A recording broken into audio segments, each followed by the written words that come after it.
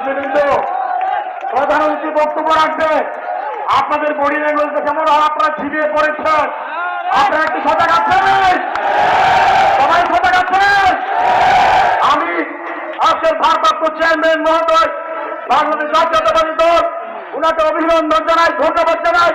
শত ব্যস্ততার মাঝে কিশোরগঞ্জ যারা আজকের এই সম্মেলনে অংশগ্রহণ করেছেন, এখন আমি আপনাদের স্লোগান দেবো। আমার সাথে স্লোগান দেবো।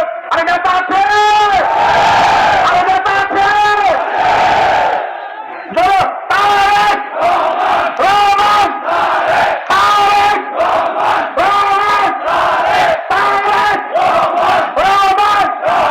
ধন্যবাদ সবাইকে।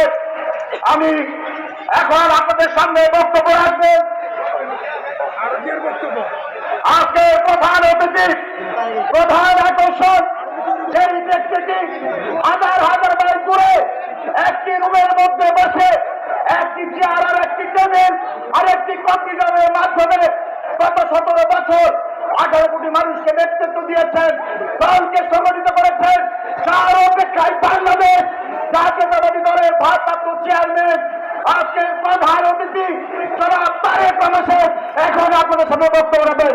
জনাব তারেক রহমান সাহেব এখন বক্তব্য রাখবেন। সবাই প্রদান করবেন না। ধন্যবাদ। ধন্যবাদ।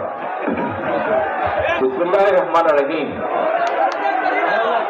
আজকের এই কাউন্সিল অধিবেশনের সম্মানিত সভাপতি, মঞ্চে উপস্থিত বাংলাদেশ জাতীয়তাবাদী দলের মহাসচিব যারা মির্জা ফখরুল ইসলাম আলমগীর, মঞ্চে উপস্থিত ময়মনসিংহ বিভাগ এবং কেন্দ্রীয় থেকে উপস্থিত নেতৃবৃন্দ, জেলার নেতৃবৃন্দ এবং আমার সামনে উপস্থিত কিশোরগঞ্জ জেলার জেলা বিএনপির কাউন্সিলর বৃন্দ, জেলা বিএনপির সহকর্মী বৃন্দ, বিএনপি সহ ছাত্র দল, যুব দল, স্বেচ্ছাসেবক দল, মহিলা দল, আইনজীবী ফোরাম সহ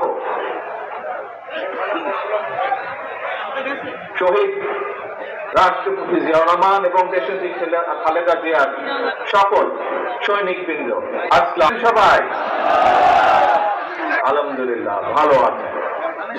এখন বক্তব্য তো অনেক হয়েছে, বিশেষ করে আমার আগে মহাসচিব সাহেব বক্তব্য দিয়েছেন।